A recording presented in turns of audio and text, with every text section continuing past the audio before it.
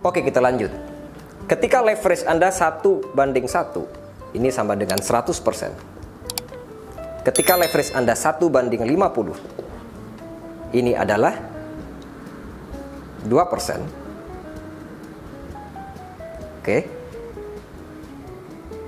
Ini berkaitan langsung mengenai ketahanan modal atau margin atau dana. Oke ya. Maksudnya apa? Ketika seorang nasabah membeli di harga tertentu dengan margin 100%, maka dia akan rugi ketika harga komoditas tersebut turun sebanyak 100%. Jadi kalau Anda beli emas harganya 1 gram Rp700.000, bayarnya Rp700.000, nasabah tersebut akan rugi ketika harga emas 1 gram itu harganya jadi Rp0. Itu maksudnya ketahanan dana. Bagaimana ketika seorang nasabah membeli sebuah komoditas, baik itu dolar maupun emas atau apapun itu, dengan margin 2%-nya dari harga komoditasnya, maka ketika harga komoditas tersebut turun 2%, di situ ketahanan dana tidak cukup. Keputusannya antara dua, menjualnya dalam kerugian 2% dari harga, atau memang dari dana seluruhnya, yang itu merupakan 2% dari harga komoditasnya. Opsi kedua, melakukan top up. Sehingga ketika harga komoditasnya turun lebih dari 2% dari harganya, nasabah tersebut masih punya kesempatan untuk menahan posisinya karena dia tidak ingin rugi. Oke, nah ini namanya leverage. Sampai di sini berarti pemahaman tentang leverage adalah perbandingan antara margin atau modal yang di-store atau dana jaminan terhadap harga komoditasnya atau terhadap kontrak size-nya. Ya. Kalau emas di bursa 100 troy ounce atau 3 kilo. Kalau mau beli dolar di bursa itu 100.000 dolar.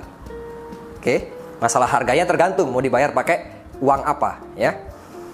Nah, ini namanya leverage, masih dalam tataran hubungan antara margin atau dana jaminannya dengan kontrak size-nya.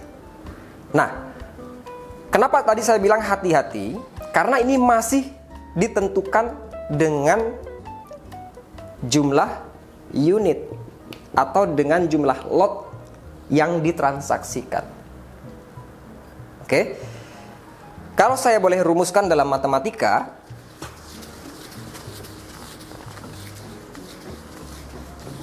ketika leverage-nya Anda pilih 2% untuk per satu unit atau satu lotnya, ketika Anda bertransaksi sebanyak 2 lot atau 2 unit, maka leverage-nya bukan 2% lagi.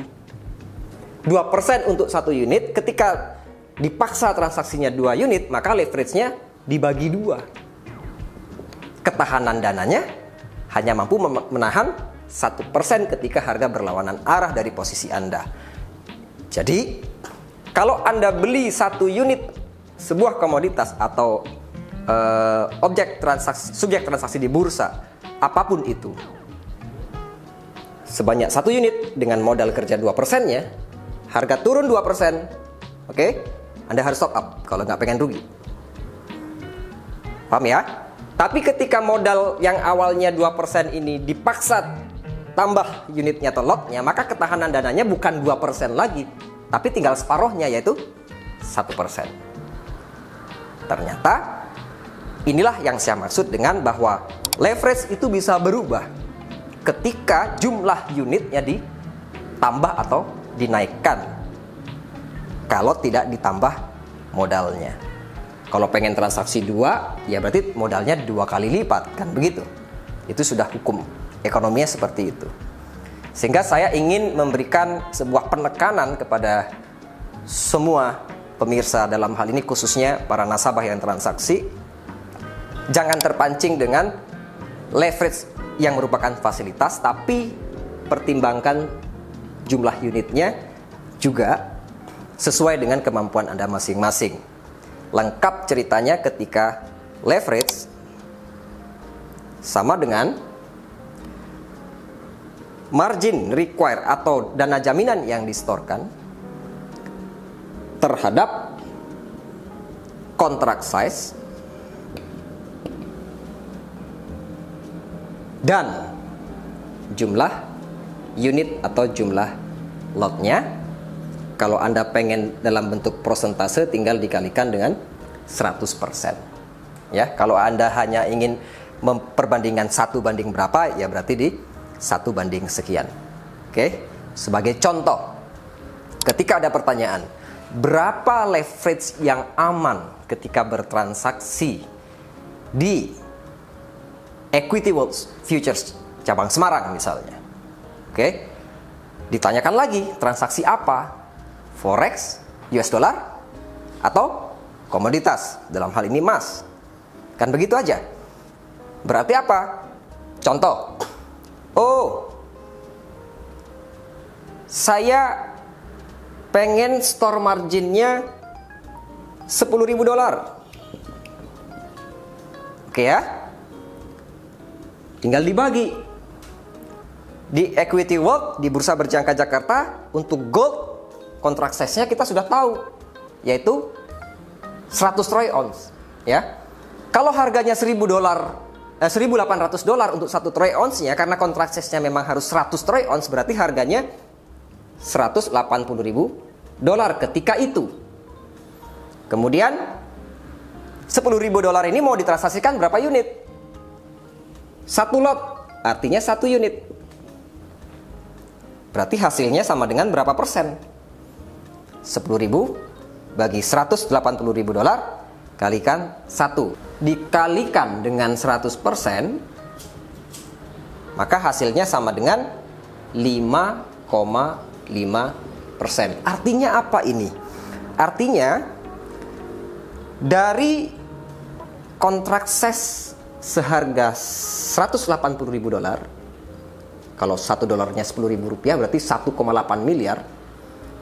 Nasabah tersebut menyetorkan $10.000 ini dengan 1 unit ini, itu sama dengan 5,5%-nya.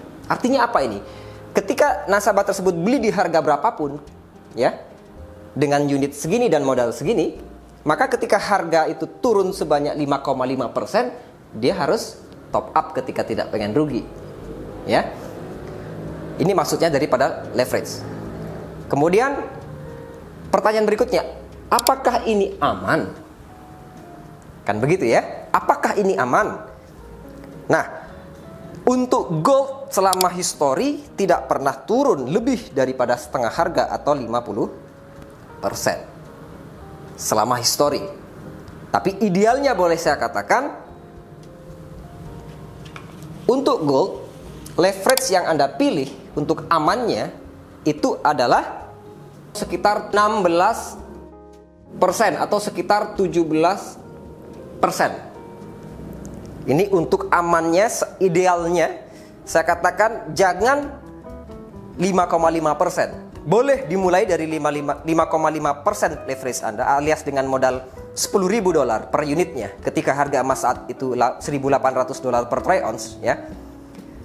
Untuk awal silahkan, boleh saja. Tapi ketika Anda memutuskan untuk bertransaksi dengan tolak ukur ini, saya sarankan harus memiliki dana cadangan.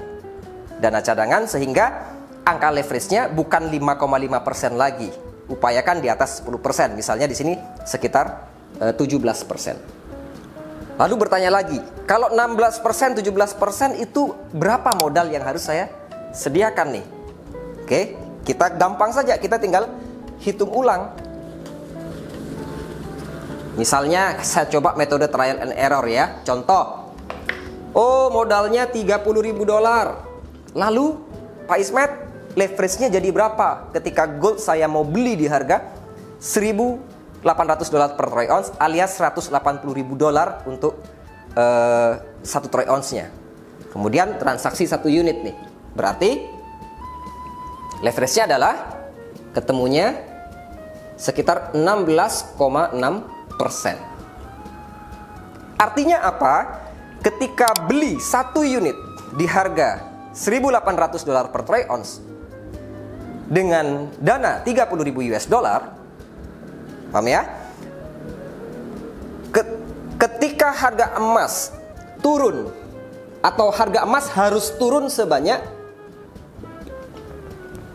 16,6%, baru nasabah tersebut harus lakukan top up. Tentunya untuk emas turun sebanyak 16,6% ini tidak mudah ya para pemirsa. Atau 300 juta rupiah untuk 3 kilonya ini juga tidak mudah ya.